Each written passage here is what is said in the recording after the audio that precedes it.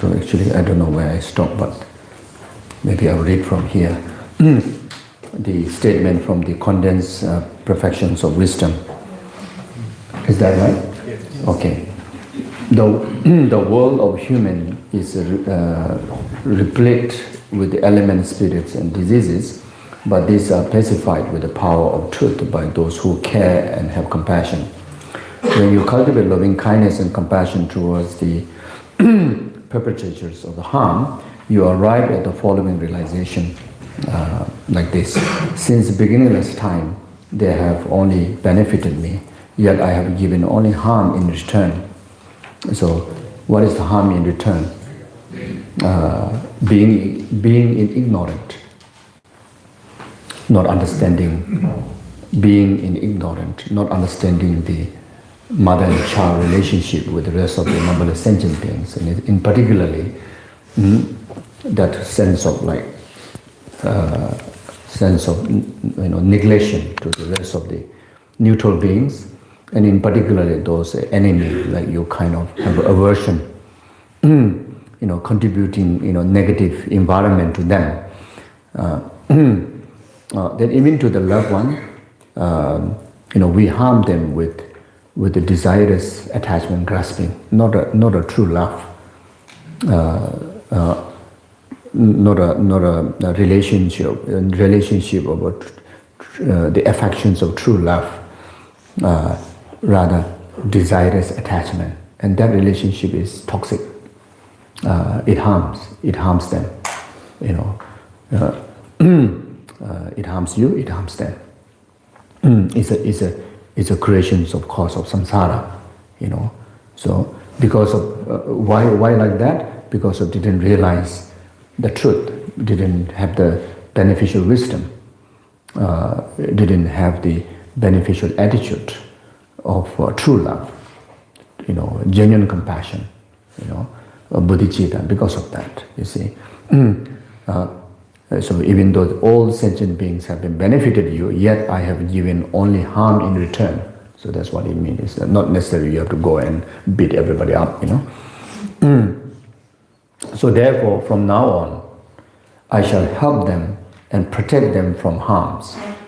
You see, and that work can be done right this very moment.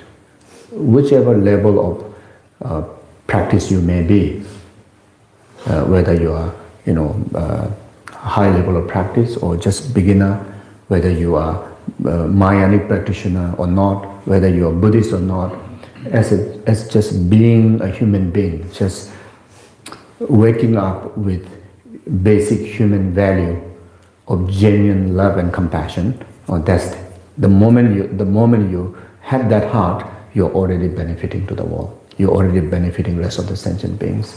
You see, so that's a wake-up call.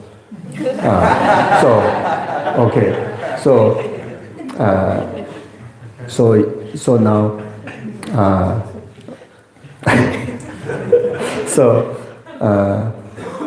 okay. So where am I? Oh goodness. So now you see, be courage enough to take precepts. Here majority is a lay practitioner. Be courage to take lay precepts. Like such as no killing. You see. So if you take a precept, one person take a precept of no killing, so can you imagine here now, entire numberless sentient beings, life becomes safer. Just because of you alone taking precept of no killing, or not harming sentient being. Numberless sentient beings, life becomes safer right this very moment. You see, so actions of one, and the benefit received by numberless sentient beings. So more people take the precept, then the sentient beings' life become even more safer. You see, so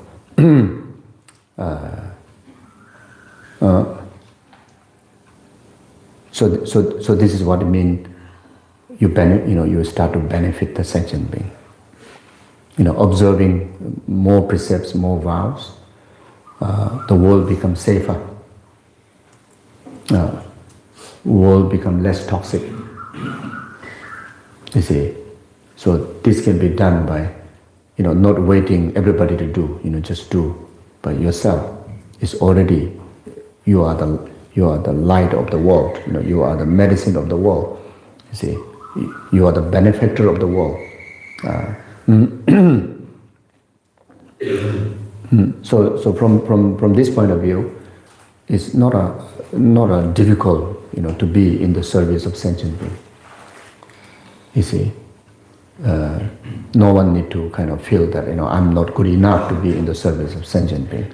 You can very much equally benefit like the Bodhisattvas to the entire world, to the entire sentient being, from this understanding. You see. So I shall help them and protect them from harm. Like just as taking a precept of no killing, an example. Protect from harm, just take a precept of no lying, no stealing, no sexual misconduct, like that. Then the 10 virtues, 3 from the body, 4 from the speech, then 3 from the heart. You see, just take the precepts of the 10 virtue, like 3 from the heart, like not harboring malicious heart.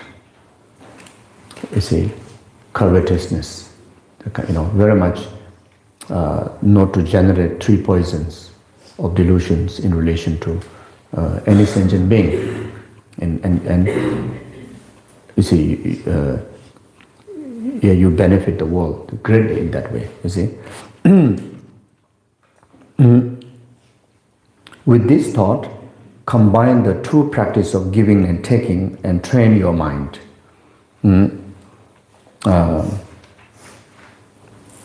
Of course, we already discussed about practice of taking and giving, and taking all the misfortunes of others and give all the merits to others. But here you can also do practice if you feel still not courage enough, didn't understand the value of the precepts.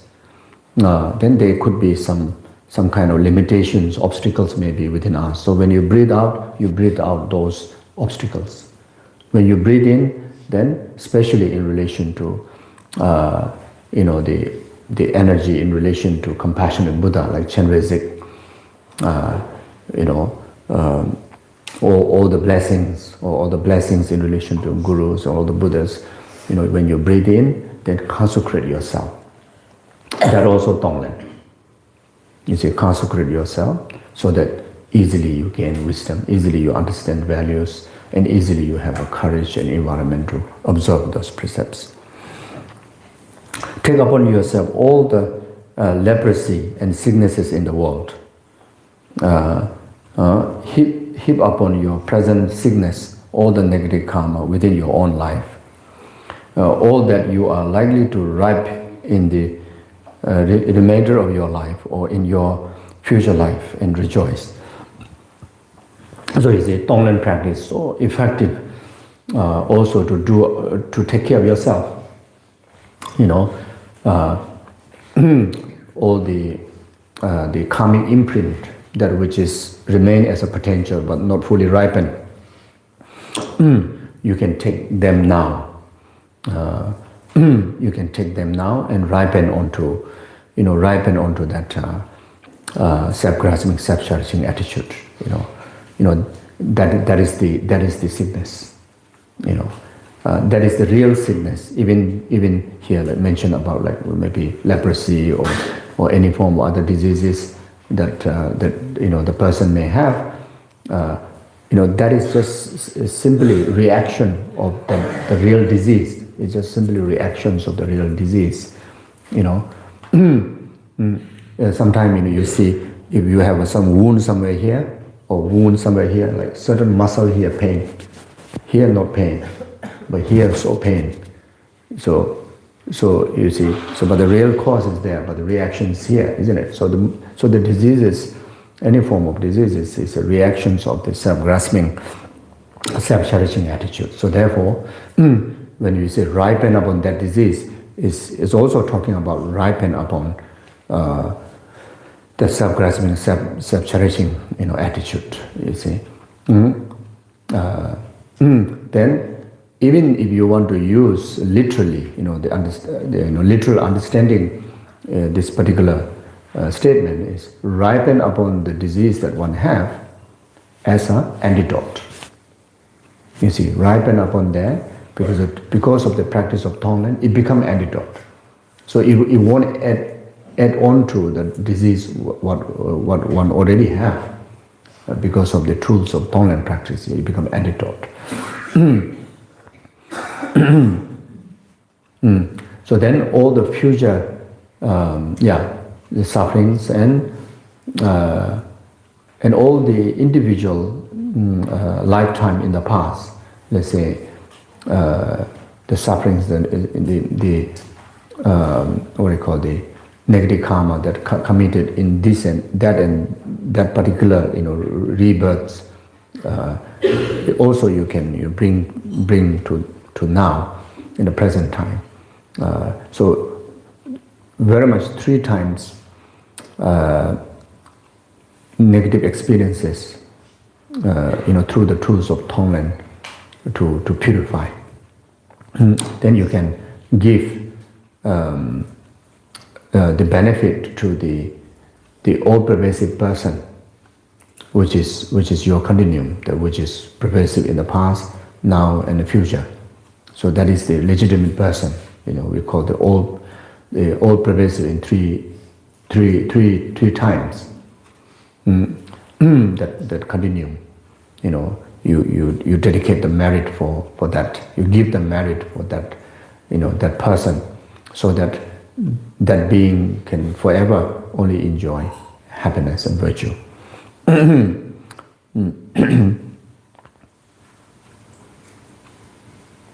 All that you are likely to ripen in the remainder of your life or in your future life, and rejoice.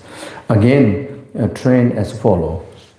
Invite the malevolent non-human spirit in front of you and declare like this: the number of times you have been my mother is beyond count. Also, if I were to pile together the numbers of times I ate your flesh, drank your blood, chew your bones, wore your skin, and sucked your milk, and even the entire how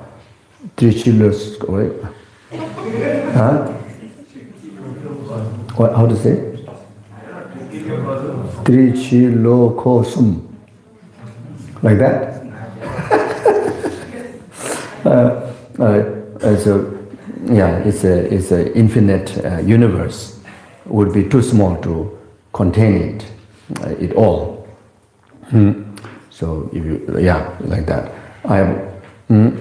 So if all those negative things that you have done to others, if it's in the material form, then you file up, the entire numberless universe that you, as a container to contain that physical form would be not enough, that much harm, you see.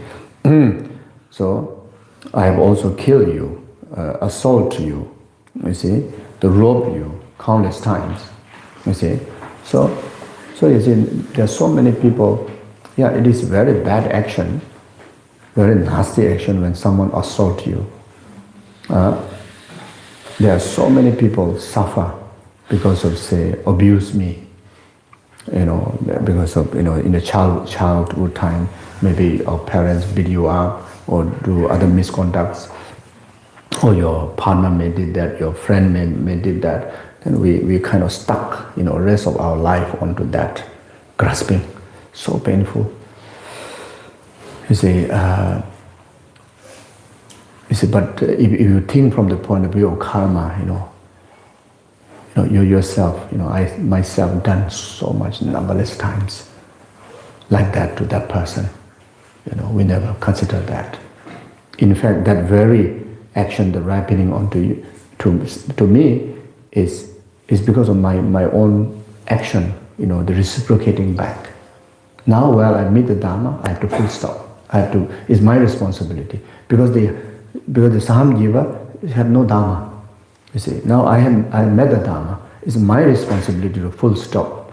Keep repeating, harming each other through forgiveness, through purification practice, and most of all, the forgiveness or purification expressed through the heart of genuine compassion, seeing limitations of the person is under the control of karma, under the control of delusion. Then with this valid reasoning, you can able to let go. Otherwise, people suffer so much. I met one lady, this elderly lady, during one of our pilgrimage in the past. We did about 1 month pilgrimage from Himalaya all the way to Root. We also did a course here. And when we reached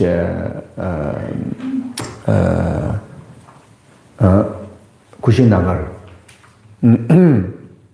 so before that, I didn't know what's happening in her, and she looked so upset and sad, very sad,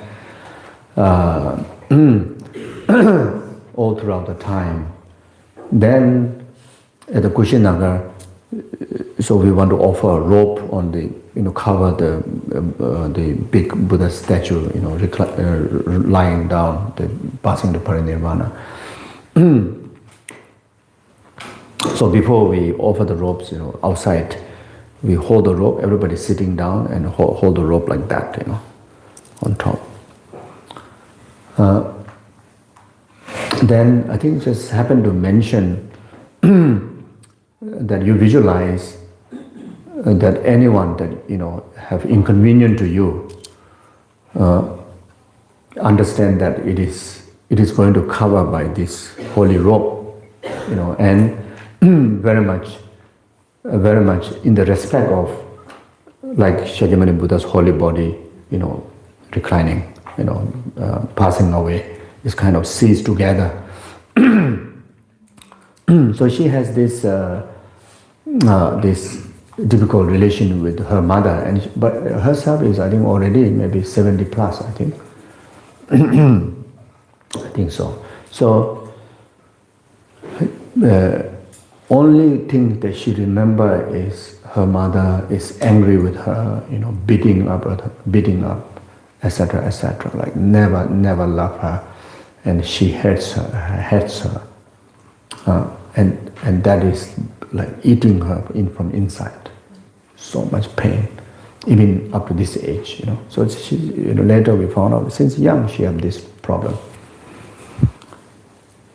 So after that short meditation, and by the power of the holy place, and the introduction of that line, she suddenly felt that her mother is right in front of her and smiling at her. It's kind of never entire life she saw that, or she imagined that, she experienced that. Her mother, is somewhere above her side like this, and looking at her with so much of affection and smiling at her. So I think the meditation continued for maybe 5 to 10 more minutes, something like that. And she hear the word that she is expressing, I love you so much.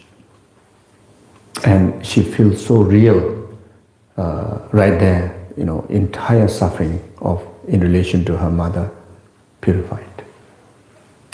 But my point here is that, people hold on entire your life, suffer, just because of unable to forgive, even though how bad thing that happened to you, there is a way that you can forgive. There's a way you can get out, isn't it? There's more benefit to get out than stuck there, isn't it? And some may even argue with you, how can you never experienced that, You're asking me to get out from that as if like I'm earning benefit like this, People sometimes will come and argue with you.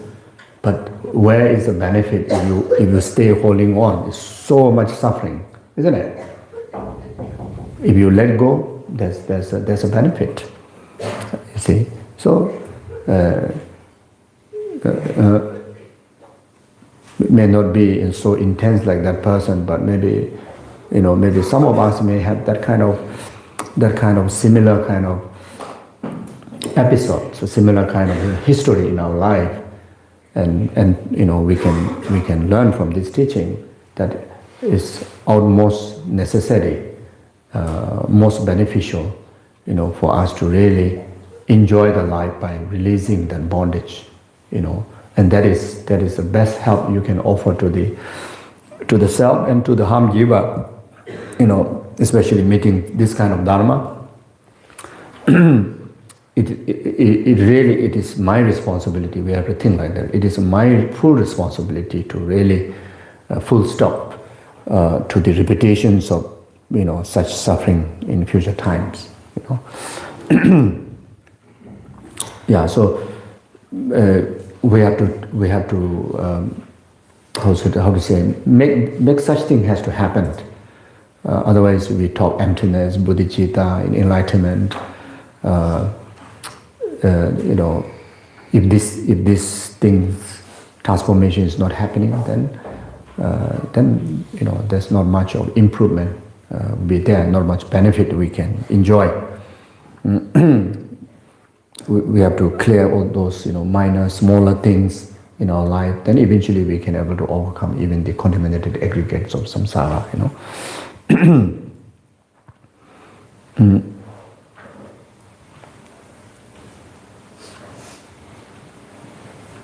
Today you have thus come to collect the debt. Yeah, it's exactly like that. That nasty husband came to collect the debt. That nasty wife came to collect the debts. That very nasty, difficult children came to collect the debts. That nasty parent came to collect the debts. That nasty sister or brother or whoever that may be came to collect the debts. That's it. The debt accumulated by myself. You see? So now, if you are smart enough, then you know how to pay the debt. You can pay the debt immediately, right there, and easily, which is through seeing through the eyes of compassion, and express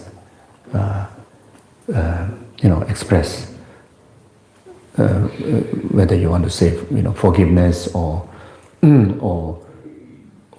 just open your mind and try to understand, also the position from the other side, not just your demand, also look it into the demand of the other person, you see, and have that heart of how to say, acceptance. Very important, you see, heart of acceptance. How can I expect my husband like Buddha? He's still a human being, ordinary human being. How can I expect perfection like a Buddha? You see, how can the husband can expect your wife as like Mother Tara, always like 16 years old, always absolute present only for your happiness. It's not possible. Can be selfish, can do mistakes. That's called samsaric person. So the moment you accept the flow, then there's a way to improve. Otherwise, there's no room to improve. It's just like full, how to say, you already have fixation. We think no means no, yes means yes. There's no such thing, actually. If you say no means no, but okay, say, try it out. Yes means yes, but okay, maybe not yes. So then there's a lot of room to adjust, isn't it? I mean, everybody has a relationship one or another way. If the relationship is not harmony, not peaceful, no happiness. No, you cannot enjoy the happiness in relation to material abundance. Even when you practice Dharma also, like there's something is like kind of like eating you up from sight, you know. That worry, that inconvenience, you know. Even you are doing retreat, you know, something is bothering, you know, subconsciously, or even consciously, or with a phone call, you know, or nasty messages, isn't it? So now, yeah.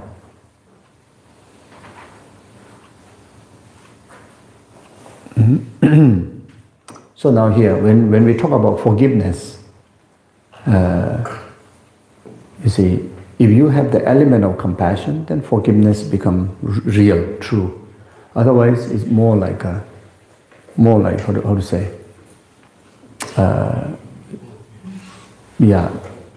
lip sync. What lip service? Lip service. Okay, more like lip service, or service from here, or service from here, or service from here, but not up to here. You know. So now real forgiveness is that even when you see, or you understood, or you kind of think that completely the problem came from you to me, and now I'm forgiving you because I have compassion, you know, because I'm a good person, or I want to move on, whatever you want to say. That's not good enough.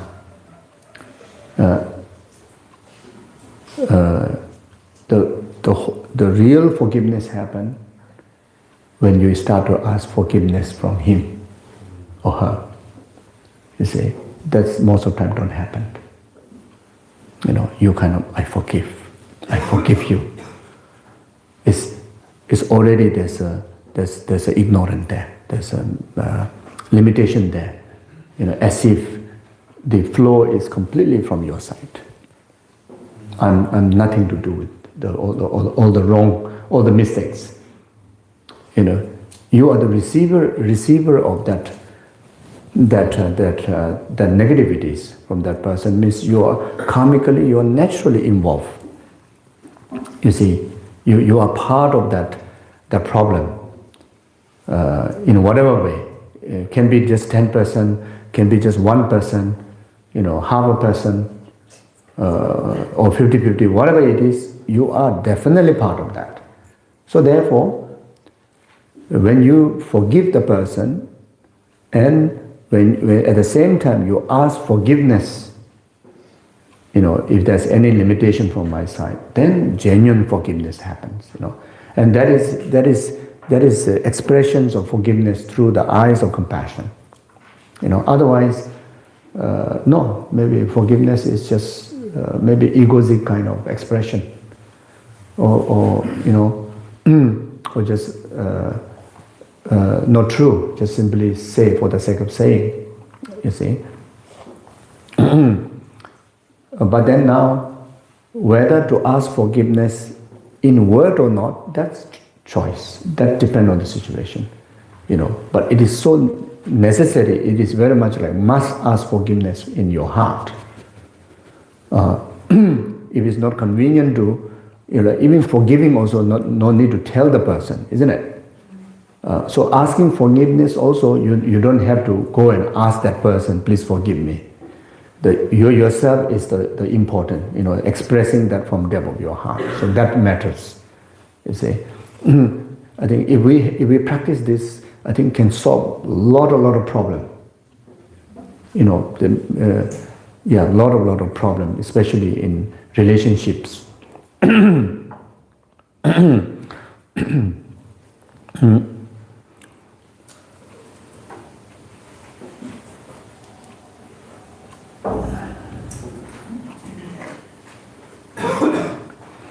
So reflect thus, declare, devour my flesh if you like flesh, drink my blood if you like blood. Actually, this can practice very well in Root Institute with the mosquitoes.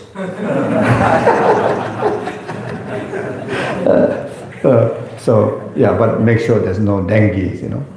So yeah, so there's one time, Jabja Lama Sopa Rinpoche, he does all the time, but there's one time that what I know, I witnessed. Rinpoche was, I think that time Rinpoche's room was, somewhere here. I think staying here, not the behind, I think. So, not during this very cold, slightly, you know, the other season, I think, I don't know when, but lot of mosquito. So he get out with the shirt, you know, this Zen take off, full of mosquito. Sit there. He did that. So he you know, it's making charity or you know this kind of practice, Tonglen practices or whatever. Deep in practice, so he didn't even scratch, you know, like itchiness, just, and literally there's so much. And of course, at the beginning we try to get rid of it. The mosquito is to leave it like that, you know. So. Yeah, but these are really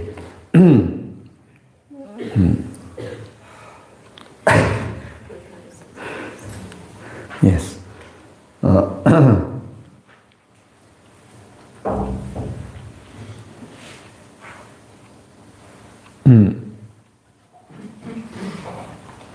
Many yogics also, because of they don't shower, most of them.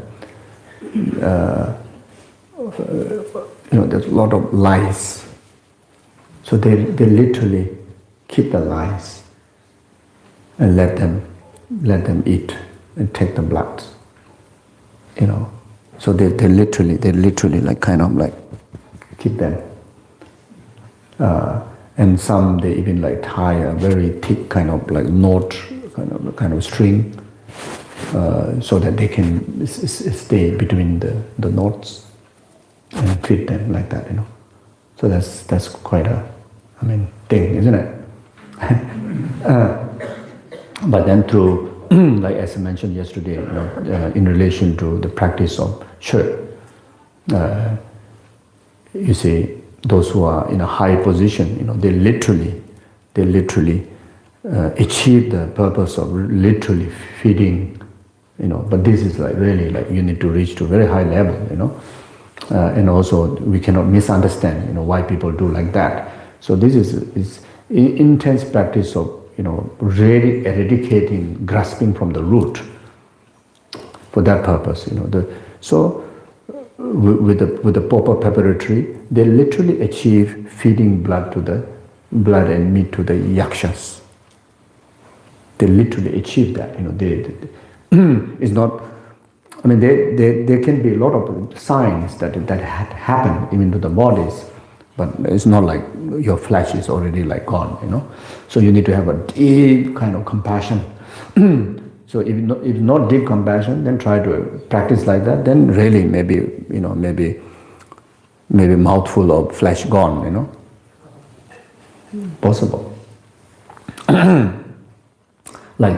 An example, so that's why all these practices that you need to ripen, and you need to perform when only you're ripen, you know, not anyhow do, you know. This is just giving some examples like that, you know. When you practice well, then eventually you reach to that level. You see, like Aryadeva, the story of Aryadeva, the great Indian master, you know, he had only one eye. Known as one eye, but before he has both eyes. So he was meditating on loving kindness, compassion. So there's maybe he must have developed some sense of maybe a bit of ego, like maybe I'm good, you know, I've done well, so I'm stable, you know, practitioner. So the compassionate Buddha Cheresik sent a test to him. So he was living from his retreat hut.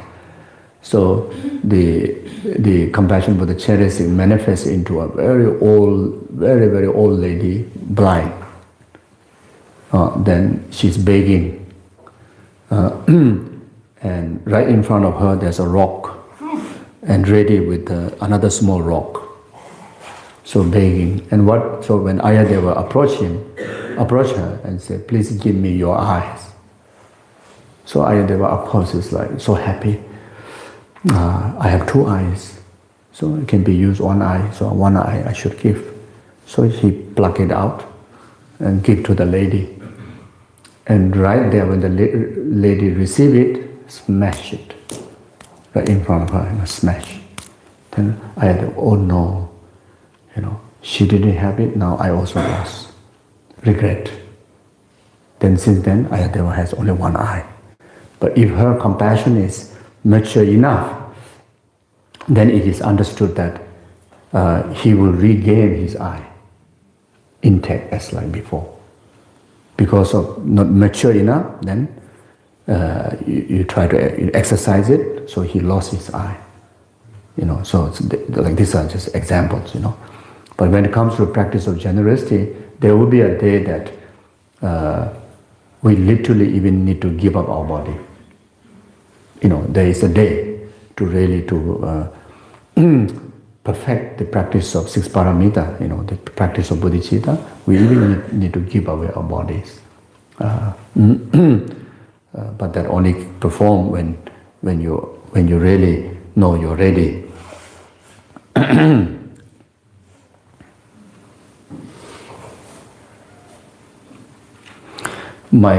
My blood, if you like blood, chew my bone if you like bones, peel away my skin and wear it if you like skin. Eat me raw if you are in haste. Eat me cooked if you are not in haste. Podova is reported to have expressed the following. So we did like that to other sentient beings, exactly like that, You see, if you like to eat raw, you eat raw. If you like to eat live, you eat live, If not, you cook and make more. So now you have to tell them, if you want to eat the way like a momo, please make momo and eat.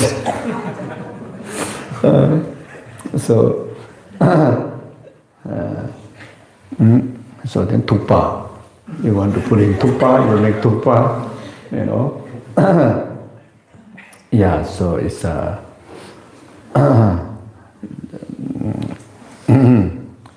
so Podova says, to all beings for the six realms, I offer ritual cake in the four directions. How much I yearn for the time when I am devoured, carried away by insects.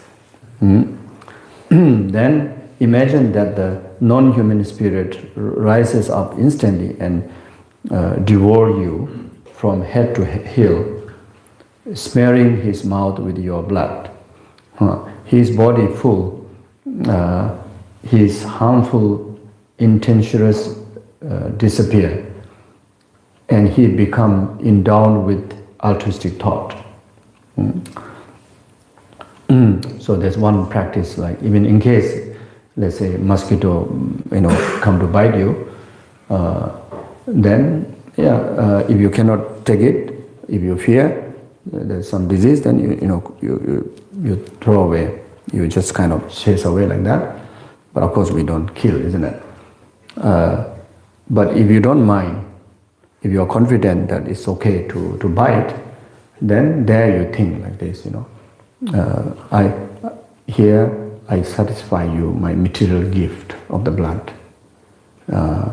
Then in future when I enlighten, because of the opportunity of the practice of generosity, I gain perfection in the six paramita and attain enlightenment swiftly.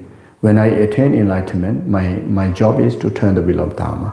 When I come and turn the wheel of Dharma, may you be the first disciple to enjoy the nectar of the Dharma. So may this be for the cause, like that, So also,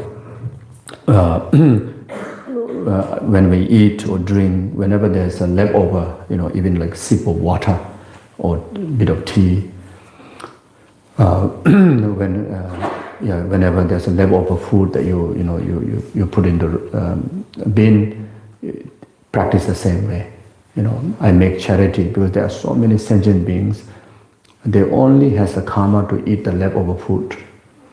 When we do Lama Chopa, like tonight, there's collecting the leftover chalk. This is basically because there's a sentient being that who only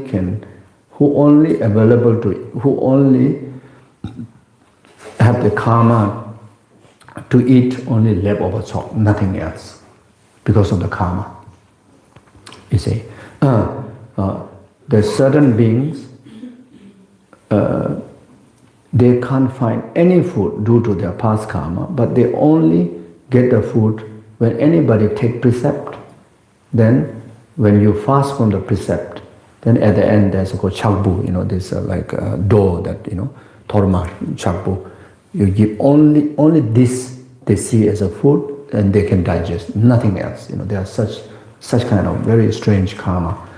You see, so there are beings that only eat your poo-poo.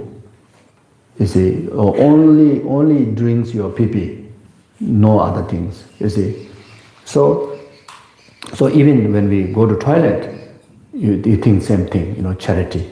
You see, so not wasted. So you meditate when you go to toilet. You meditate. So especially if someone who like to spend too much time in the toilet. So you have a very quality meditation. But you can practice like this. You see, may those beings that who consume this waste satisfied with this, and this create the meritorious causes. First for me to achieve the perfection in generosity, and that will quickly enlighten me. Then when I turn the wheel of Dharma, when I give the generosity of Dharma, may you be the first disciple and enlighten there. So so there's a prayers where when you do Nyungne practice or precepts, actually there's a prayers actually mentioning these meanings. Then in particularly there's one mantra called Om Ucita Benza Ashibe Soha. So even you don't know all the prayers, but just remembering this mantra is actually this one not only during precept. If it's convenient, you can do anytime after food. I remember like late Geshe Lama Kuncho and Khensurim Lama Hundu, because they eat together. We used to serve in the kitchen. Every time after food, a little bit of rice or a little bit of bread, they would just make a 5-finger stem, and they will, we get used to it. We prepare one plate or their plate from the food, a little bit there. Om Ucita Benza Ashibe Soha. Then after that, if you know the prayer, then you say like, now I satisfy with the material gift of this level of food. Then in future, may you enjoy the Dharma and enlighten. So almost everything, this is what I mean, everything turned onto the path, you see. Even when you wash your face, there's so much water, you use. When you shower, there's so much water you use, isn't it? If you don't practice, each time you consume water, wasting merit, because having a clean water to drink or shower is due to the past merit, isn't it? But each time you use it, you use up the merit. But if you practice taking all these things into a path of bodhicitta, then you create not exhausting, rather it become a source of accumulating even more merits. So.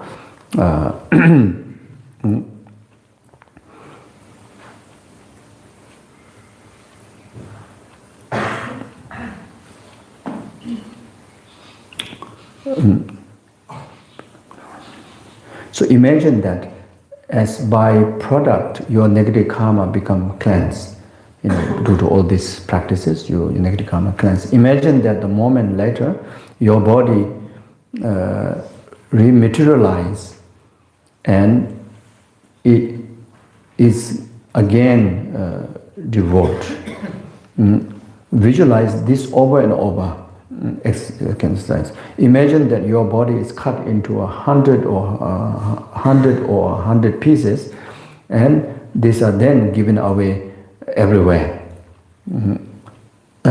So these church practitioners would exercise like that. Even the name of that the church text called Tenzin Zopa. You see, Tenzin means self-grasping. Zopa means like how to say, very, very forcefully or harshly or effectively smash it, destroy it. You see.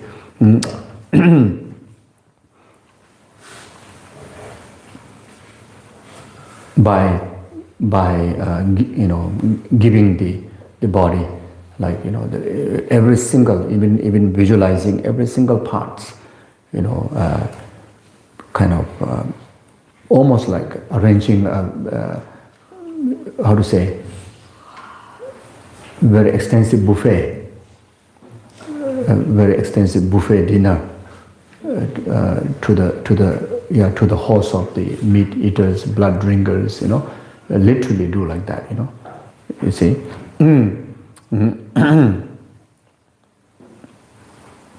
But can think of it, the sentient beings has been doing like that to us. Let's say, you go to some, let's say, dining, restaurant, you see people eating seafood, literally, on a very massive table, you see, and some even alive, I saw there's one street, I think, somewhere, bags and bags of, this like kind of shell, then on the street food, then there's hot oil. Then, people just excitedly come around and scoop, put into hot oil, or hot water, or hot oil, I don't know. Scoop, then they like saw like chopstick like that, and then they're moving, you see, and sometimes like live fish, they're struggling, you see. Then after that, like people laughing, people so happy, they feast like that. It's not so for us. It's very much exercising that in imagination, but the poor sentient beings, they are doing in real, using real body, and that also not by their choice, by others' power. Can you imagine? So I think of that, really, for us to practice this, so that we can effectively help these helpless sentient beings, as soon as possible.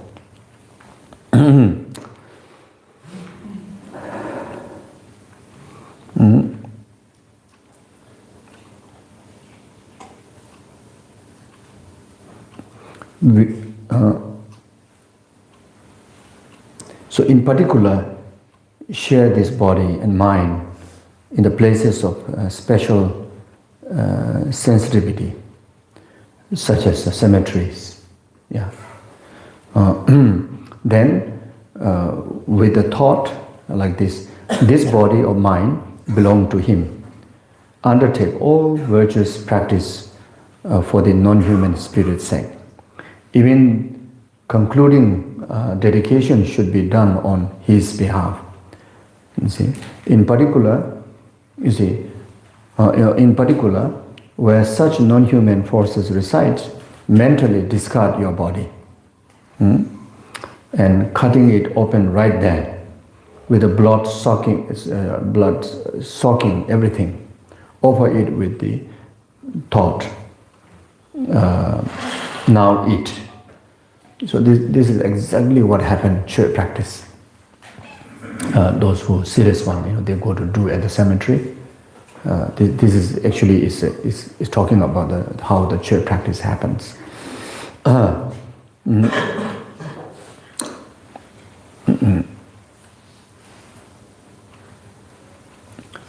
Then let go of cherishing your body as stated like this. I have already given this body to all beings to do with as they please.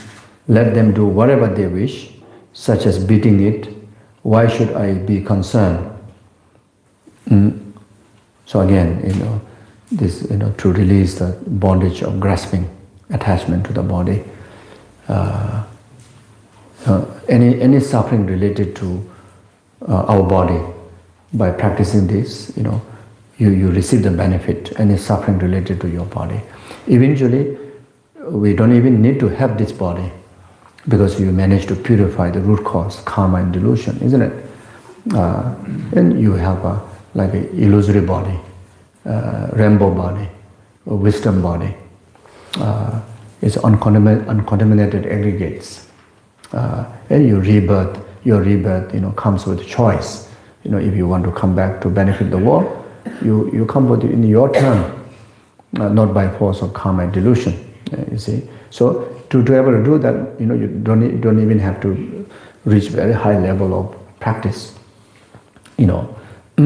As long as stability of deep compassion is there, you can manage to do that. You see, so it's so crucial for us to make sure we don't take rebirth again by the force of karma and delusion.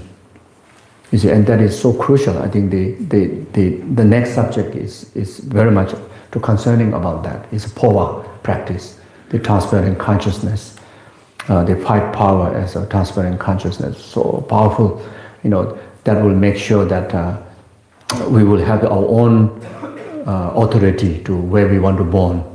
What kind of what kind of parents, what kind of environment, and what you want to do in that life. You see, so that will be so wonderful, isn't it? But the key thing is the compassion. So these citations present the practice of regarding sentient being as a friend and cherishing them. Thus, it is necessary to train your mind by distinguishing between the two classes, enemy and friend. Master Shabova states, search for the enemy in oneself, search for God in the demon, search for virtues in the non-virtuous, and search for happiness in suffering. It's like this is what we need. This is what we need. Search enemy in oneself. Okay, roughly we found it, isn't it? We at least know the address. And now we have to, it's easier than before. We can use Google Map. And search for God in the demon. You see, search for God in the demon. Yeah. So whether talking about within or whether talking about with others. So if it's talking about within, then by realizing the false I, you find a God. You find a Buddha. What do you find? The legitimate being. And that legitimate being is the wholeness of you. That's who really you are. That's Buddha. You see, the moment you get rid of that tiny person, falsely kind of like identified, you get rid of that, then you find wholeness of you. You finally found the real you, the whole being of you, which is Buddha being, altruistic being. You see, so that's the God. That's what you find. So the figuring out about the flow and finding the truth about the self-cherishing and self-grasping ignorant, the ultimate benefit is benefit of finding Buddha within you. So it's worth exercising it. Then search for virtues and non-virtues. I mean, very much, almost everything is like, the very much the distraction. We are 99% bound by distractions of worldly matters, samsaric matters. You see, physically, verbally, mentally, especially. So now, the best way is to find a virtue in non-virtue. That's I mean, unbelievably meaningful. You see, find a non-attachment in attachment. You see, let's say that the distractions of, let's say, abundance in the wealth. Yeah. At this moment, the abundance is bound by grasping attachment. Now, how to find virtue in that? How to find virtue in that negative existent, grasping attachment to the abundance of material abundance? By releasing grasping. Have them, but no grasping. Have them, but no grasping. You have a very, very flashy car. Why not? If you want, but have them without attachment grasping. Yeah, so Buddhism is like that. Renunciation is like that. It doesn't mean you give up home, you give up clothes, you run around naked. It doesn't mean like that, You see, can you imagine? You say, the Lojong teaching was so inspiring. Now I'm renounced and, like early morning, 4 o'clock, naked, go and do Korah. That would be a disaster. So then all focus will be not to the stupa, will be you, So, yeah.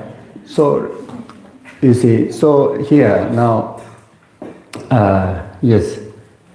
So then, if you like to have a relationship with somebody, nothing wrong. It's not a non-virtue, to have a relationship with somebody. Let's say that one ordinary lady want to have a relationship with, to have a husband. Nothing wrong with that. It's not worldly by nature. It's not a worldly thing.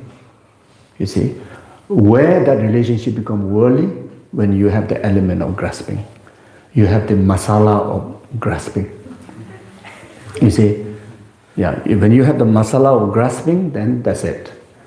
Problem means you very much now move into having extra samsara while you're being in samsara. You simply intensify your samsara. Means you simply intensify your suffering, even though you think, wow, like finally I found my partner. Actually, you found your extra problem. You see, it's as equal as that. You see, so but that doesn't mean then you shouldn't find your partner. No, if you like partner, go for it, but don't go for the extra samsara. We have enough. You go for happiness. You go for the real purpose. Because two persons come together is to make your life even more beautiful, more joyous, more happy. You see? So where to fix? The fixing part is the grasping, not to have grasping attachment. You see, not to have grasping attachment. You try to have this pure, genuine kind of altruistic love and altruistic compassion. You see, that will make sure there's no grasping. You see, and genuine sense of having renunciation. Towards the graspings. You see, self-centeredness, the ego, etc. Isn't it? So if someone wants to stay single, go for it. Yeah, how beautiful. You see, but not with the grasping. I hate relationship. There's like all sort of negative reasons, and try to be hero. Stay alone. But then full of like bind by grasping, then there comes loneliness. There comes, all sort of problems again. You see? So if you want to stay alone without grasping. It's your choice. You see? That's best for you, you can have the best, but without grasping. You see? So if you want to be in certain place, you want to go certain place, go without grasping, then you will definitely enjoy fully. You see? So when there's no grasping, there's no false expectations. You see? You see beauty in everything. You see benefit in everything.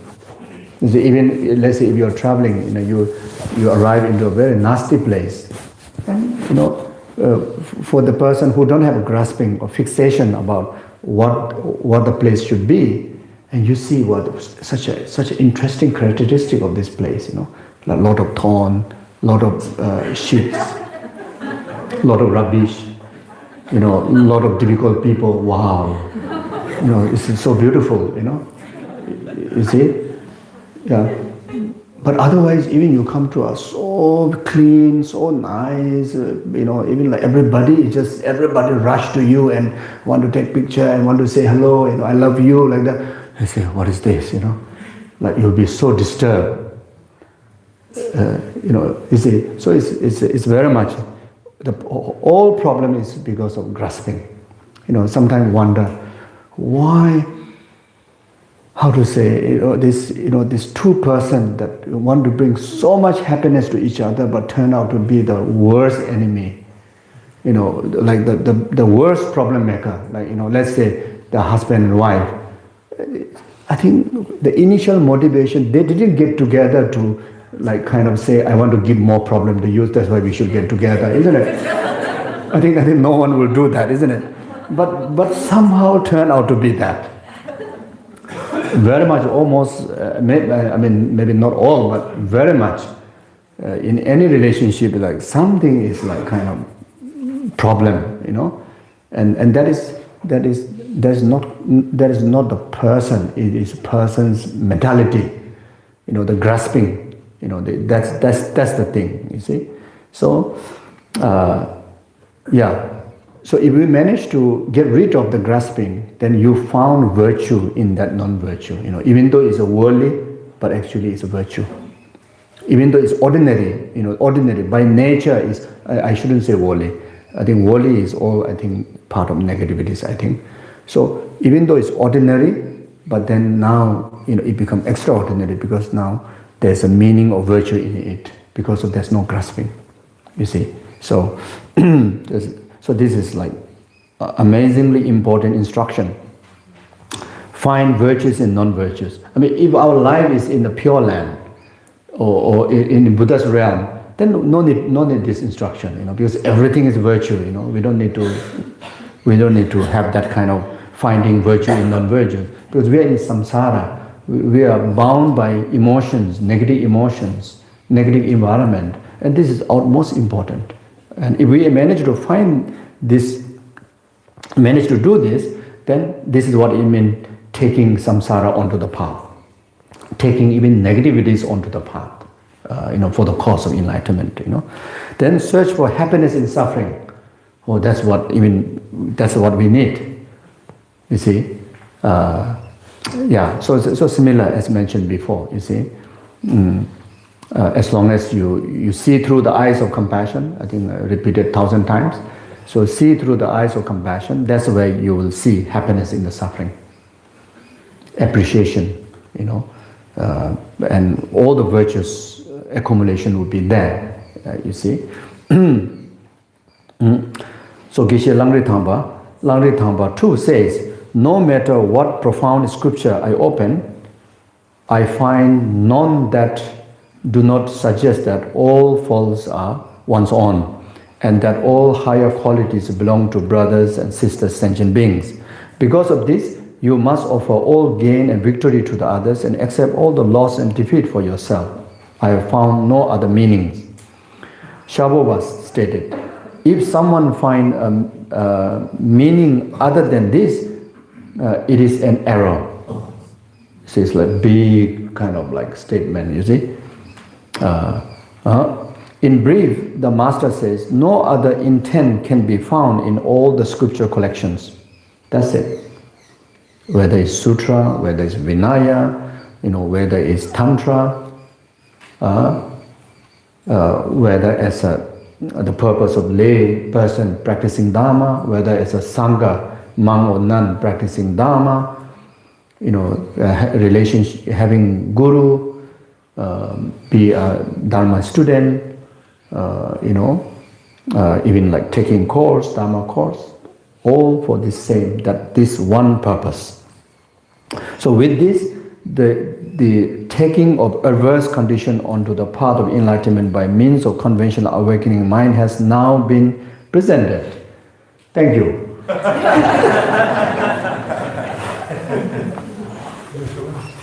There's one story we were talking, there's one quotation Please. from Porola, on page 105, where he says, Venerable, wait, this one. Please say this. This one quotation here from Geshe Tenzin Zopa, where it says, to all beings of the 6 realms, I offer ritual cakes in the 4 directions, and how much I yearn for the times when I'm devoured and carried away by insects. Yeah. And before that, you were telling the story about Lama Zopa Rinpoche offering his body against. The kicker for this is when His Holiness was here with Lama Zopa Rinpoche, and they were walking here looking at the statues. And Roger tells this story that when His Holiness saw Geshe Tenzin, he told Lama Zopa Rinpoche, this was your previous life. Yeah.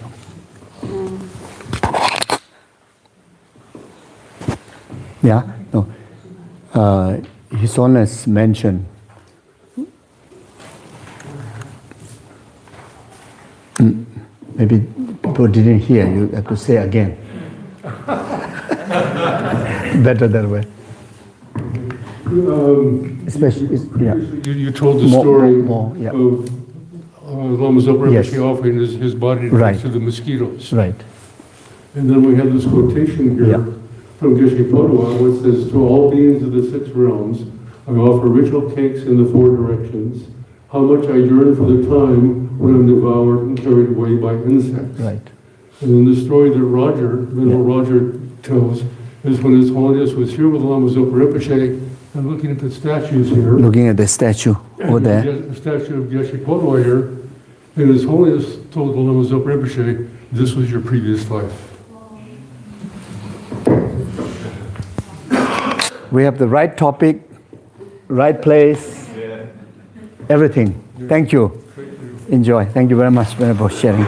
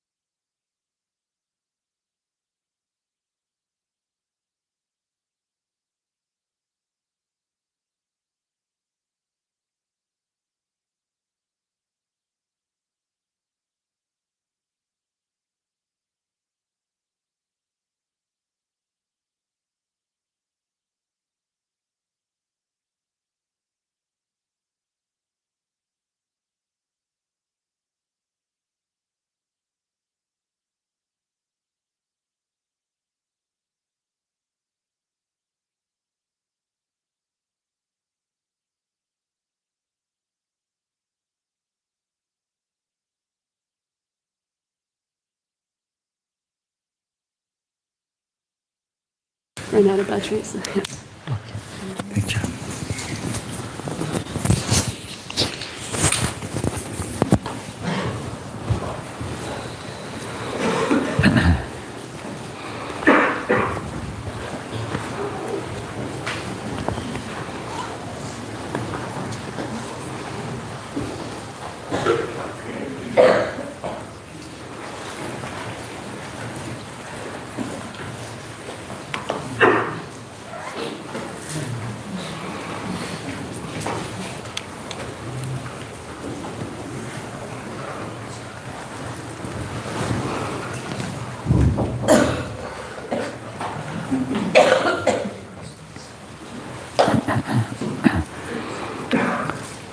Okay, good evening. Oh, good afternoon. Good morning.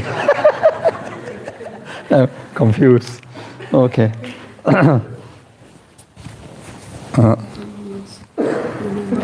Oh, okay. Hello, hello. Oh, okay. Lucky the mic is not on.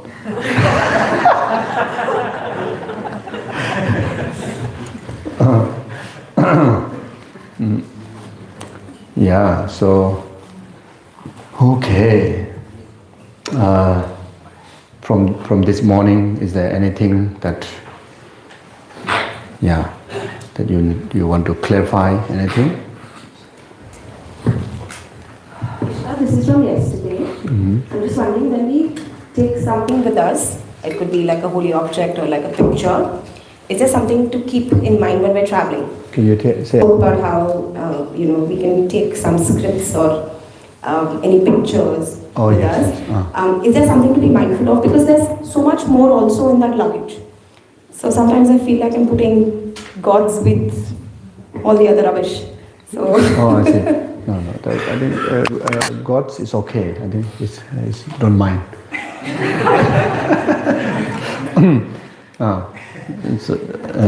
I think we need more help for God or Buddha, Guru, especially if there's more rubbish.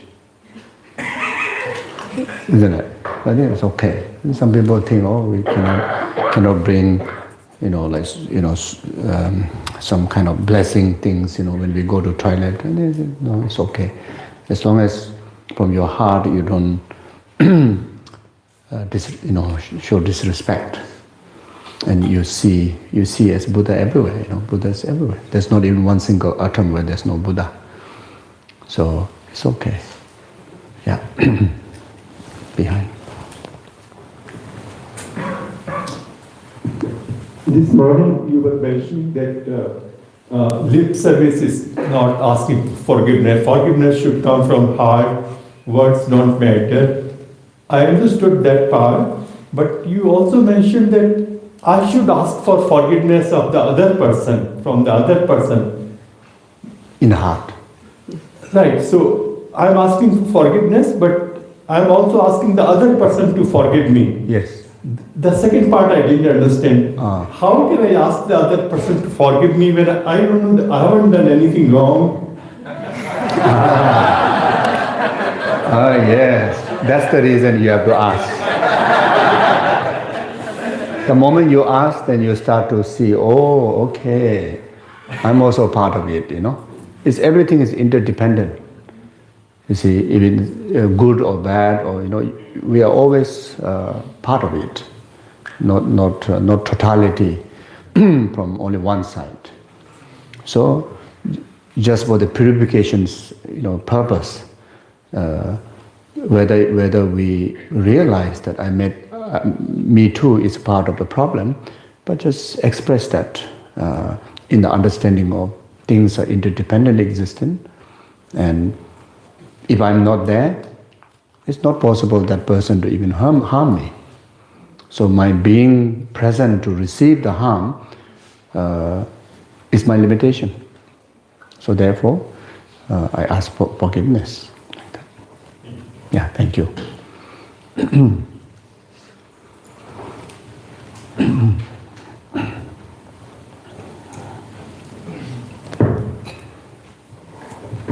Thank you, Geshe.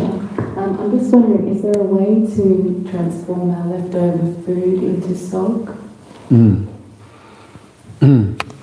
So normally, talk is very much kind of called merit. Merit also, this particular name given to this offering, then it is something, has to be something like kind of first portion, something pure, something precious, clean, etc.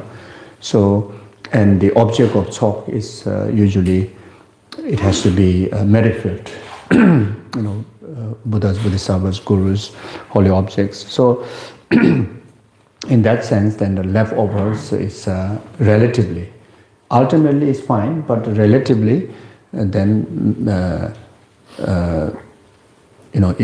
it can be object of charities to those karmically can take them, but otherwise maybe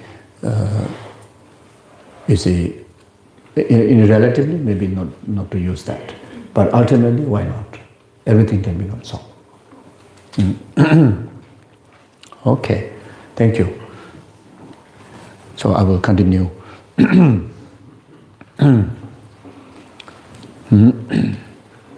Okay, so now another very important topic.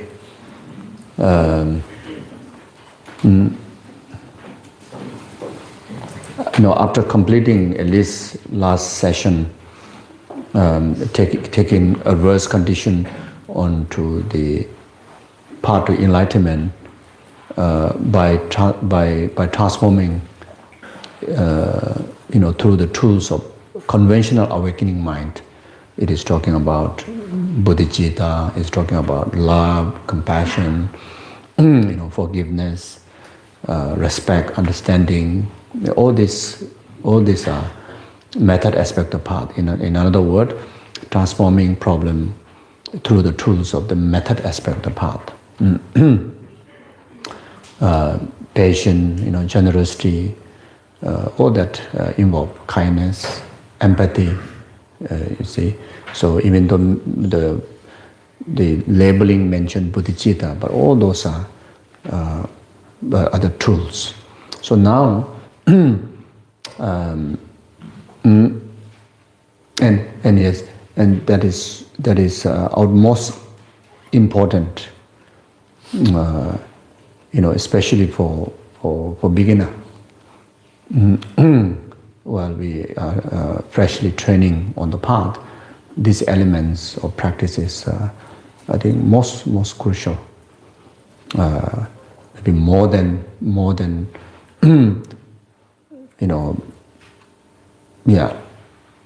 rushing to realize wisdom of emptiness, because without manage to do this practice, we won't able to develop bodhicitta, we won't able to actualize wisdom of emptiness, even though it's how amazing it is. So I think the immediate practice, immediate training is about this. Try to learn to take onto the path everything that comes in our way. And that is also way to kind of make our life meaningful, way to be in the positions of always being happy, always being calm, peaceful, happy within, without. That's a basic necessity. As long as we have this human emotion, human aggregates, that's a basic necessity. The basic necessity is happiness, isn't it? It's just a sense of peace and happiness, and live harmoniously with the nature, with the people, with our own mind, thoughts, with our own body. Wherever you are, whatever you do, to able to live harmoniously. So like yesterday, I give example of being like water. I think the harmonious comes from flexibility, using the tools of all this virtuous mind will make you so flexible, so easygoing, like that. So then now the second is how to taking adverse condition onto the path by means of training in ultimate awakening mind. So using the wisdom of no self, using the wisdom of emptiness. So following this, the second, taking adverse condition onto the path of enlightenment by means of training in ultimate awakening mind is presented in the following. With the three views and treasury of the space, the protections of yoga is unexalted. By meditating on illusion as four Buddha's bodies, emptiness is protection unsurpassed. So the three views, the self, and the other, and the in-between, the actions, can understand like that. Or the motivation, the action, and the conclusion, we can also understand like that,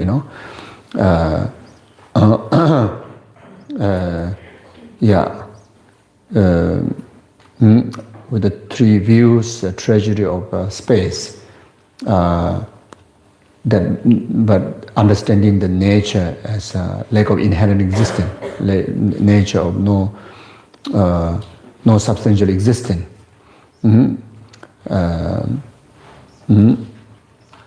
Space, the protections of yoga is unexalted. By meditating on illusion as the four Buddhas, four manifestations of the enlightened qualities.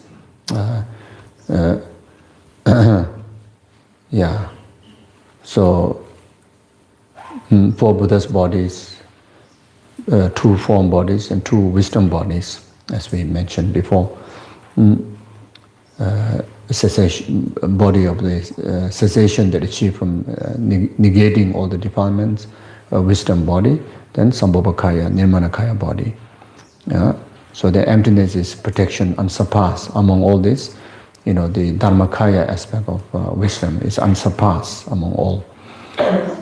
So it says, conclude decisively that everything this world of appearances, both the external environment and the being within, such as the object of impermanent and agent of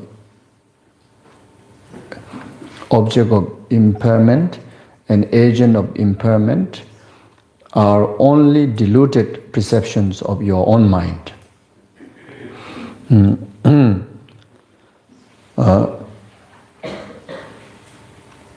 As mere deceptive, diluted appearance, both polarities will cease within moment, with no time either to endure or to engage in any negation or affirmation. So entire three worlds, so in other words, entire existence is just projections of your mind, the qualities of your mind. It is three worlds are the worlds of samsara, so that is not substantially exists from its own side. It is just simply reflections of the quality, the dualistic mind, the grasping ignorant. So even conventionally, nothing exists as an object or agent of harm.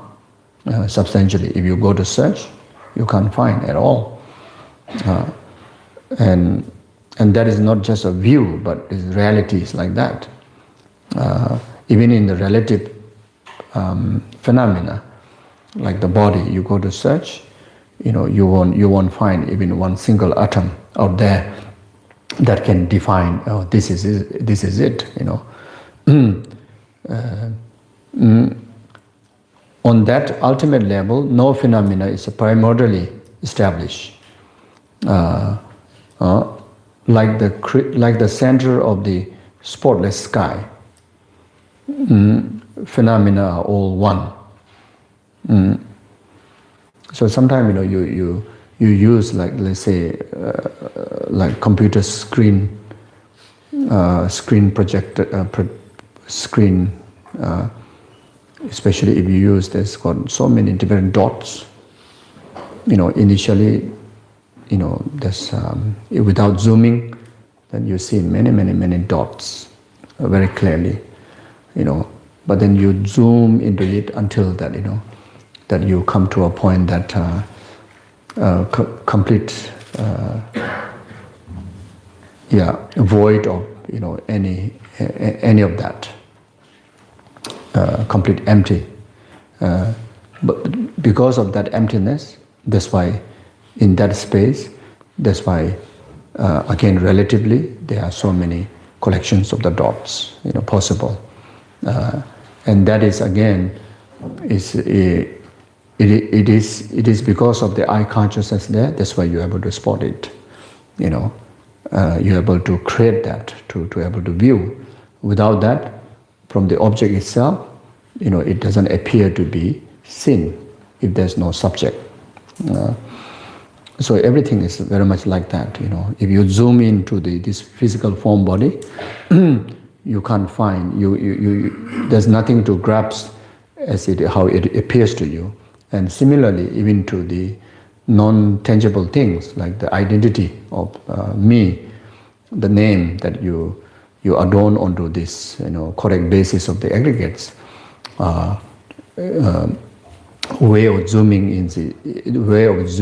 in is by analyzing, without like leaving out,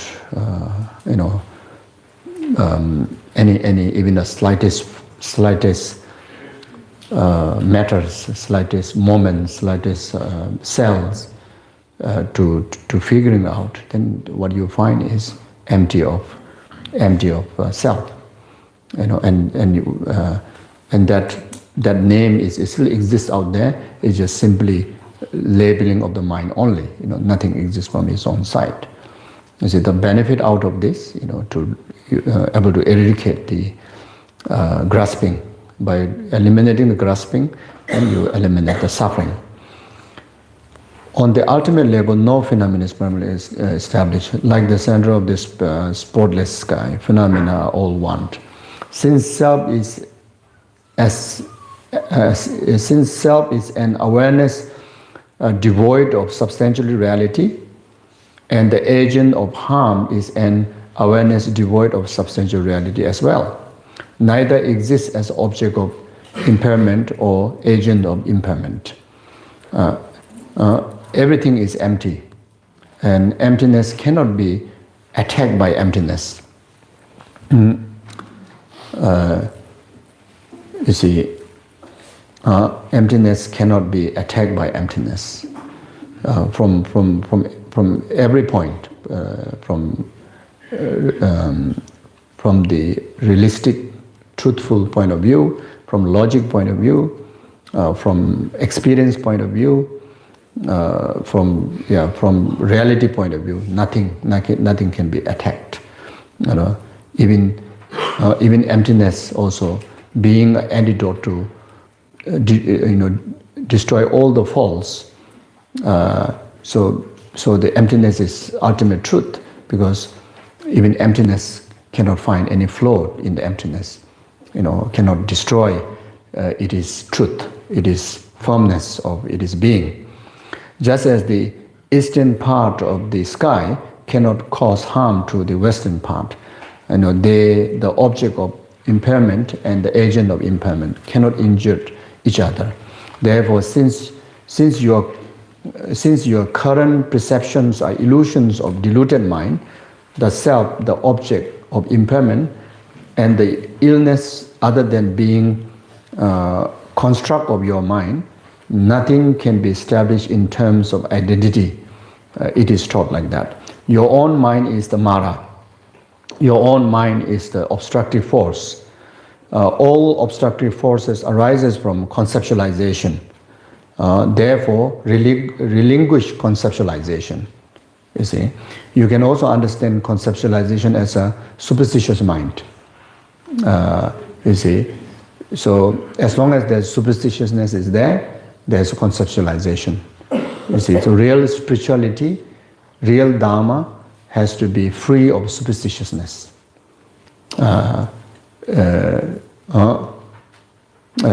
Not necessarily all, I would say, yeah. Certain superstitiousness, we may be thinking that it has the backup of logic, but then if it is superstitiousness, then even the logic also, carries the limitations, you see. So the real Dharma, the real spirituality has to be free from, any superstitiousness. Superstitiousness is very much like hallucination.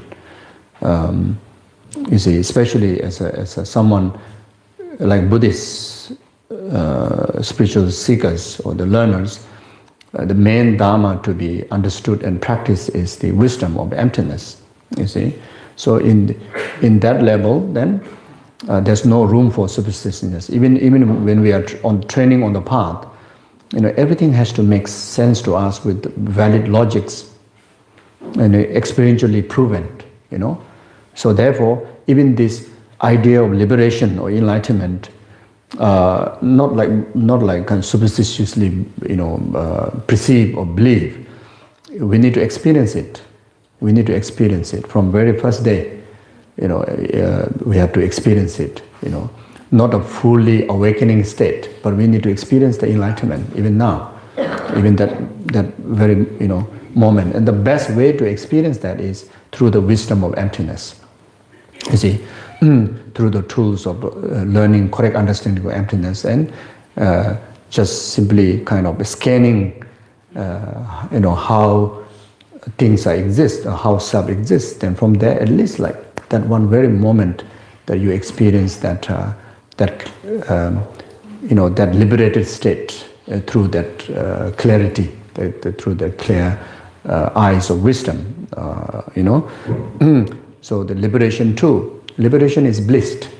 So we may not able to experience lasting bliss, void of grasping, but then at least through meditation we can enjoy that. So the more that you do correct meditation, the more you can enjoy that. Yeah, you see, like simple concentration on breathing can able to cause us to experience the liberation from the bondage of grasping, from the bondage of sufferings, and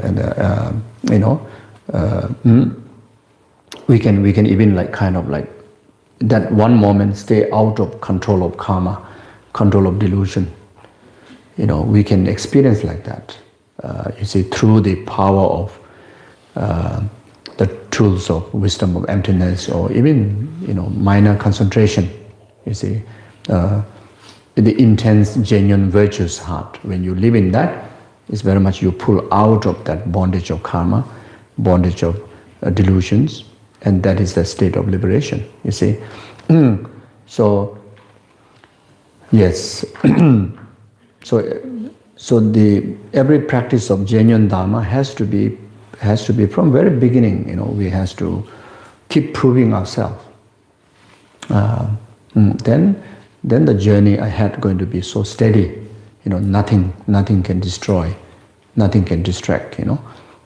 Otherwise, when suffering comes in our way, we give up. Taking so sincere refuge. But mainly through superstitiousness. When problem comes, you ask help from Buddha. The problem not solved, you give up. You see, you thought that wow, Tara is out there always helping you. In a good time, Tara is wonderful, But then when the karma kind of ripen upon us, when you feel helpless, then you start to say, Tara, who are you? You see, only good time you look very wonderful, but in bad time, you like that, So then you give up, Many people like that, So. And also we cannot kind of become emotional, when we, as a genuine practitioner of Dharma, we cannot, we have to stay away from being emotionally kind of, emotionally, inspired. We have to inspire with the wisdom, with a very solid reasoning. You see, so when you're emotionally happy, when you see your guru, wow, so happy. When emotionally not happy, you may throw stone to your guru. You say, you criticize the guru, see limitations guru, because emotionally you're disturbed. You see, when you are so happy, guru is Buddha. You see, like that. You see, emotionally practice guru devotion or refuge. Then, when you feel lonely, if the Buddha not picking up the phone, then you say, what's the use? You see, yeah, Buddha is not ready for outing for pizza. Then you say, what for? You see, or Guru is not available for coffee time. Then you're depressed. That's emotional devotion, which is actually quite toxic. It can distract us from a real path. So any Dhamma practice, we cannot be emotional. Even though we have emotion, but we need to at least use wisdom. Then you become very, very steady. Like I would say, this Adriana, her practice is not emotional. You see, I think with a deep wisdom, deep compassion, with reasoning, that's why any challenges she can overcome. That's a real life proven. So she's true practitioner. Whether she claim or not, is that she's truly genuine practitioner. This kind of people, without doubt, will be enlightened. So easily. You see. Just being among us, using these human aggregates to be like a normal, but actually heart get enlightened. That's what matter. So especially for beginner, first time encountering Dharma, Buddha Dharma, yeah, you have to be very, very clear. Then very much, the enlightenment within one lifetime can be really, really possible, you see. Otherwise, when you're in Bodh Gaya, Kopan, like in the Dharma environment, wow, so wonderful, so feels so good. So many sanghas, so many, Dharma practitioners, so many holy objects. The moment you go back home, no Dharma practitioners, no Dharma centers, no Dharma teachings, then completely you feel lost. And if you feel lost, that means your incongruence, your interest in Dharma is a bit of emotional.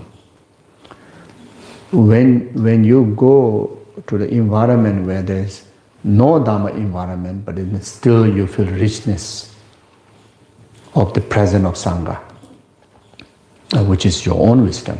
Presence of Dharma, which is your own wisdom, presence of Buddha, which is your own wisdom, then that is not emotional. That is really almost like you can say fully ripened practitioner. So many our Western brothers sisters experience that.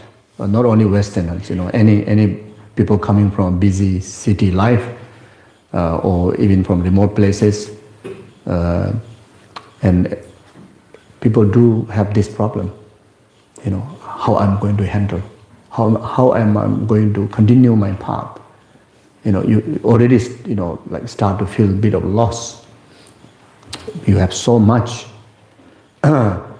learning happen, but then now the fear start to feel in your heart. How I'm going to manage myself in that environment, where there's no teacher, where there's no Dharma friends, where there's no Dharma center. That time immediately you have to tell ourselves, I need to correct my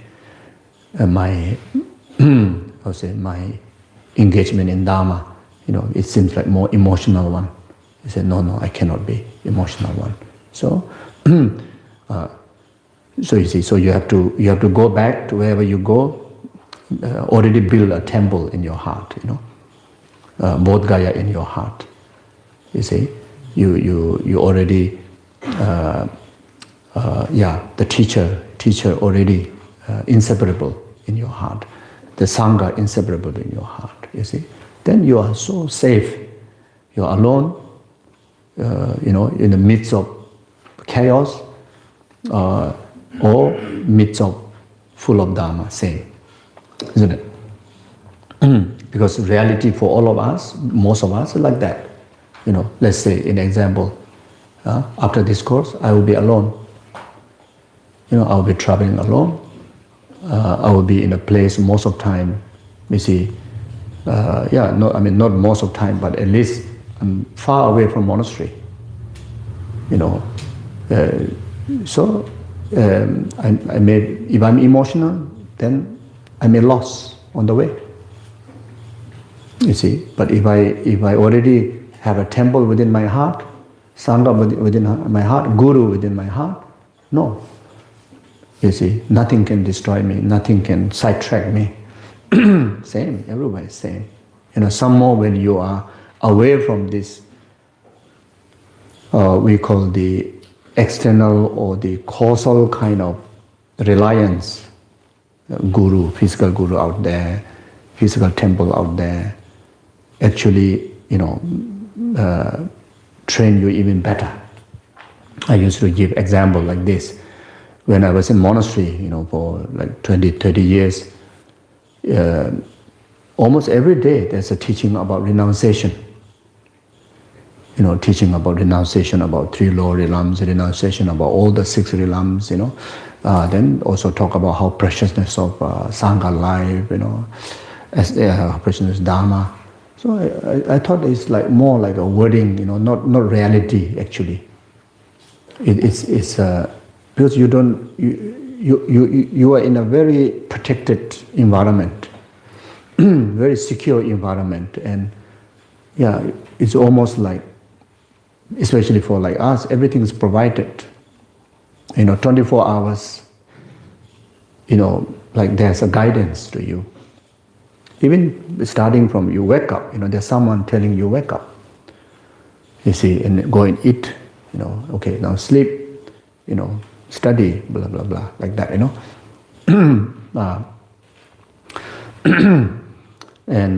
And also very limited opportunity to see the outside world, the relative world of, people are in relationship, people are in business.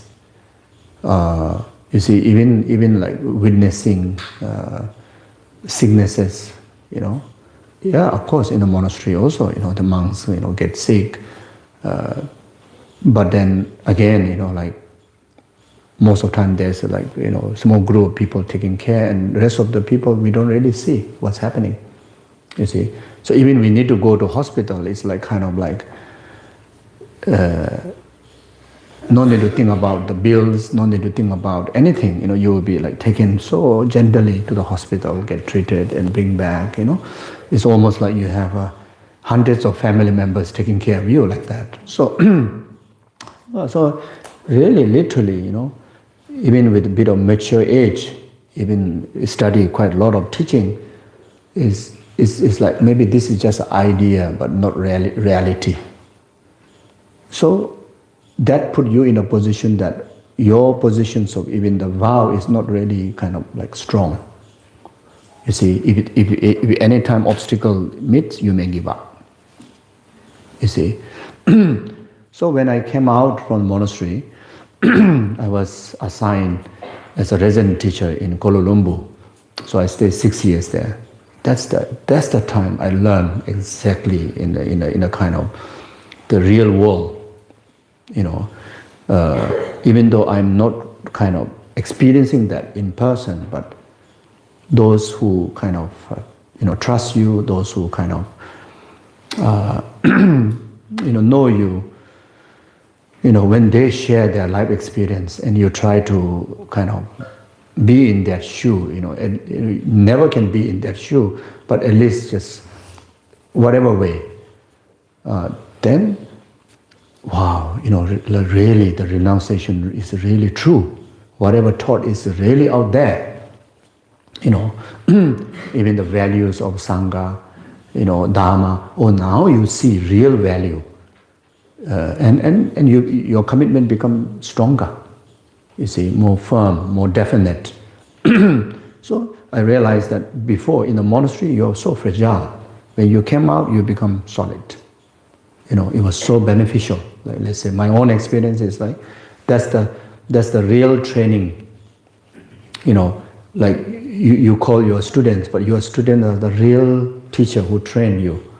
For me it's like that. The students and friends from the lay world, they, of course, in monastery we learn from, receive teachings from our most precious gurus, but then real kind of like let you really feel from depth of your heart is actually the friends and students, who shape you in the reality world. You see, so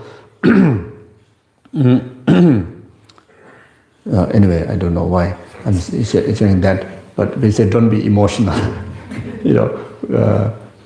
So yeah, that's I think thing.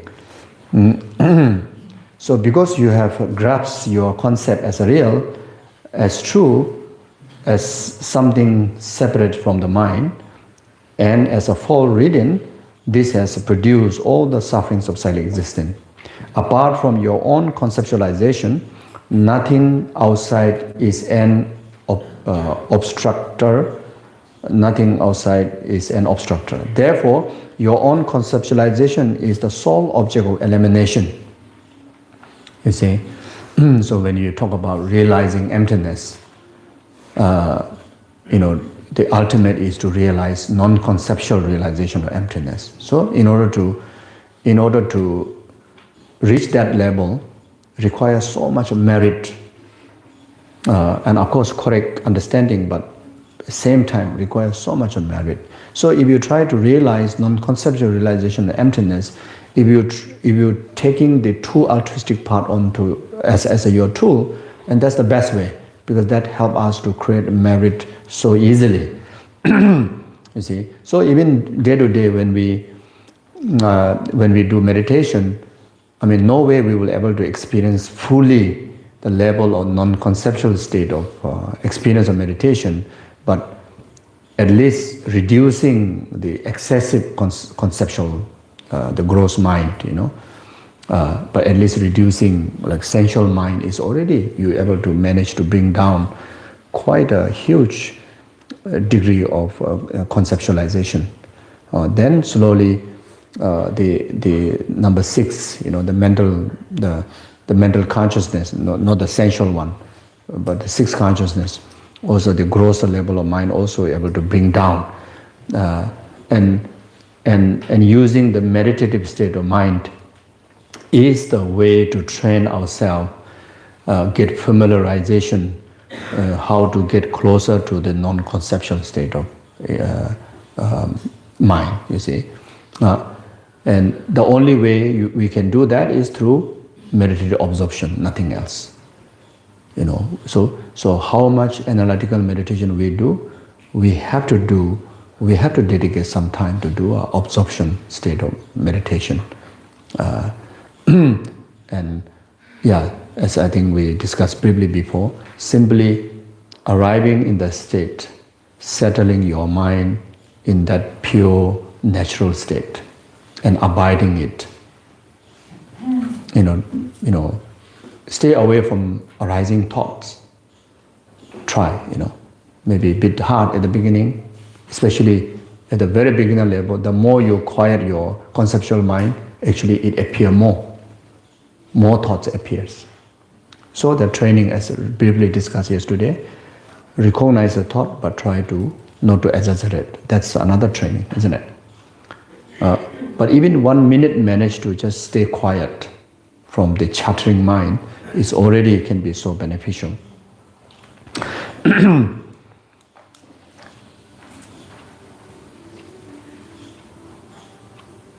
So when examined in this manner, everything comes down to your mind. And the mind too, when examined, is found to be emptiness. So we talk about the space like emptiness, mind meditation. So this is the talking about the absorption, object of absorption meditation. So first, I think we're already very clear about that, isn't it? What is the object of absorption meditation to do with emptiness? The emptiness of the mind, the emptiness of the wisdom realizing emptiness. Or in the initial level, the mind that, the emptiness of the mind that which understand, at least intellectually understood, lack of inherent existence. Or that confirmation is the object of your where to be absorbed, where to settle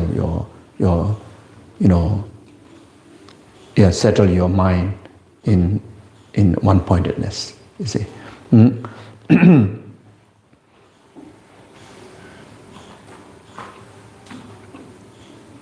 There is no difference between the clear-light nature of your mind, the clear-light nature of the mind of all sentient beings, and the pristine cognitions of the Buddha's enlightened mind. They are equally Dharmakaya, the Buddha body of reality. You see. So when you settle there, you are actually arrive back home. You manage to go back your real home, the real being. Only then you manage to be yourself. To be yourself, the wholeness of yourself. Until then, it's almost like everything is fake. Everything is,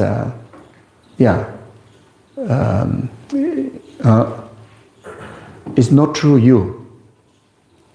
You see, it's we are, how to say, that itself is really like a lost. We are kind of like freaking out by loss. When you're unsettled, you jump here, jump there. You see. So I think in Hindi word, I would say like brakta hai. इसकी आत्मा भटकता है. So how to say exactly in English? Wandering. Okay. So the wandering, yes, but it's wandering with very भटकता है. Like lost. Yeah, get lost is like a bit lazy. It's hovering. It's like Anxious. Anxious, lost, Restless. restless. Yeah. So, until we gone back home, we are like restless, reckless. No, restless.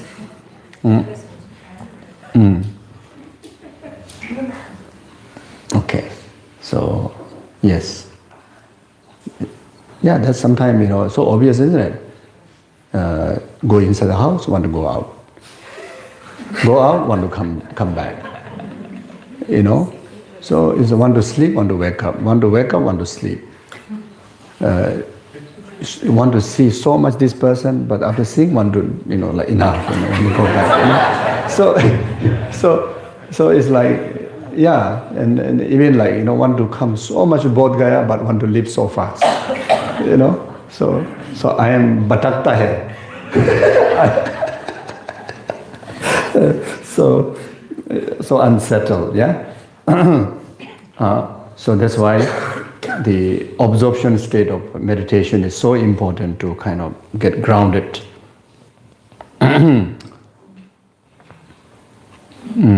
Then you really manage to see Buddha. You see, as mentioned this morning, we can experience Buddha. This is what it means. You see,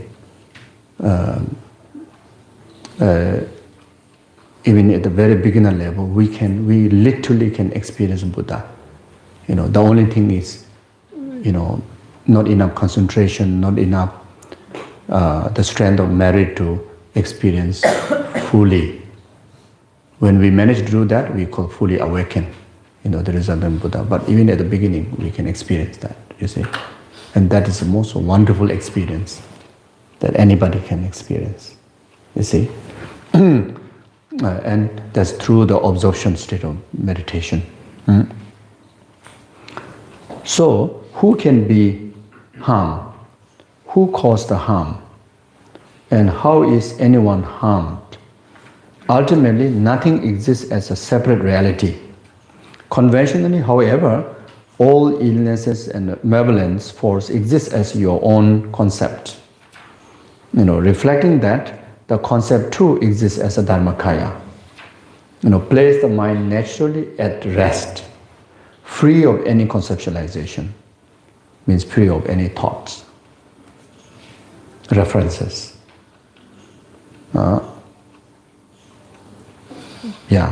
So not even, making sure I'm Pasangika school follower, Saudhantika school follower, everything have to let go,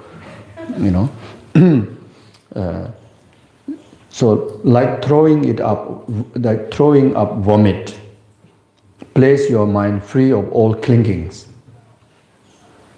Actually, very nice, isn't it?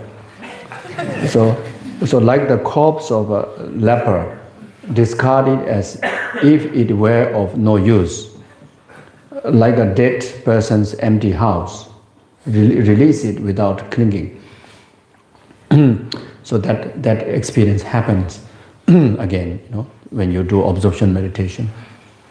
Even you don't need to be perfect, honestly. Just try to take a deep breathing in and out, and then slowly, you see. So for a very beginner like me, you see, first 3 breathing in and out without even focusing on anything. Just breathe in deep in and out, as if that breathing in goes all the way up to the crown to toe. Breathing out is like kind of drawing the breathing from crown to toe out. That is very much help to neutralize all our elements, physical elements, the channels and chakras and nervous system. Then that naturally have to neutralize our mind. So then after that, 3 rounds.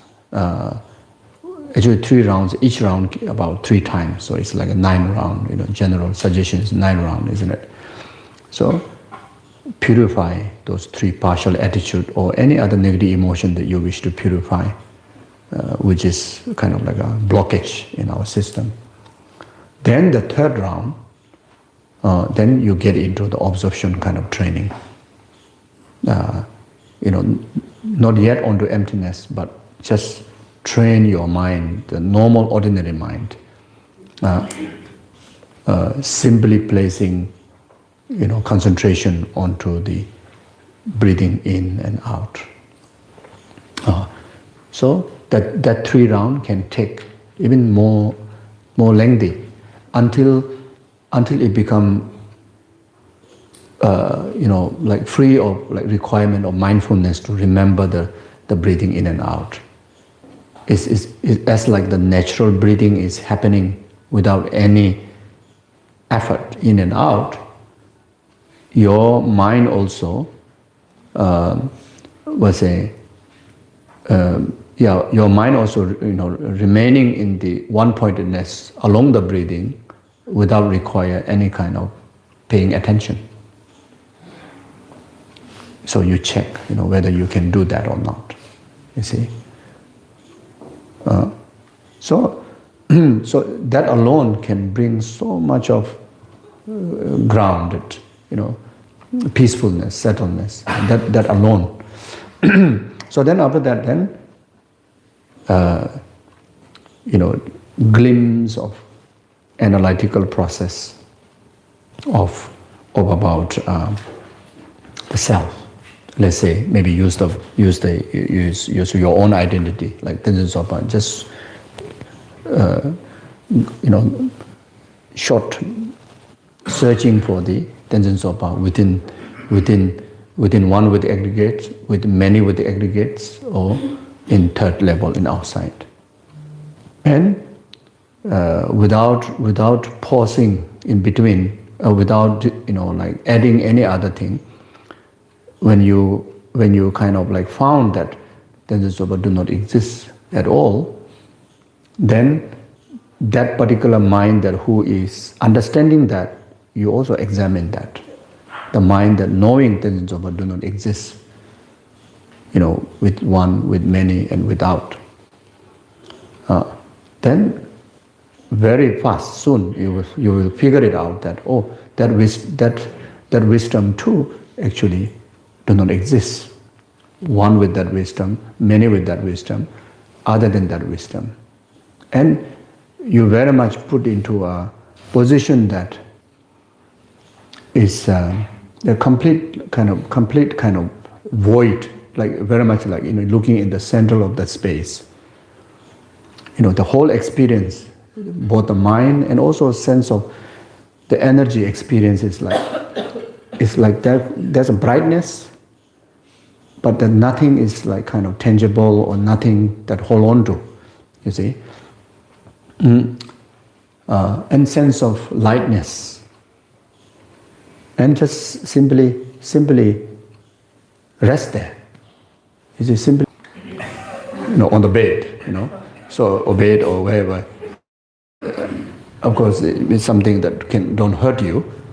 So you want to fall, let it fall, but carry on that conclusion, that arriving, both mentally, physically. There's no grief like that, almost there's no grief at all. So just remain like that, That's why sometimes you see some of serious meditators, you take a picture, they don't look like that, They look like that one, You see? Like that one, then not meditating. It's like so grieving on the physically, the structures, mind, you see? Like that. So that means deep meditation. You see, even those of like masters who after passing away, they go into clear light meditation. You will never see there. You will never see that, no. Like that, So even our normal, day-to-day training in this meditation, kind of like that. Until some individual go into a really quite deep in that absorption state, because you totally lose the grip of even the nervous system. Later you find out that so much saliva dripping. Maybe the mucus is like hanging around like that. You see? Or at least the saliva, because literally, maybe this one not so possible, I don't know. But this one definitely, maybe one of the signs that you can check later. Is there any, whether my meditation went well or not, how much saliva drip? Okay, I think we have to stop here. Okay. So maybe later discussion, you can kind of try to make it more, impeccable in relation to taking, all experiences onto the path of,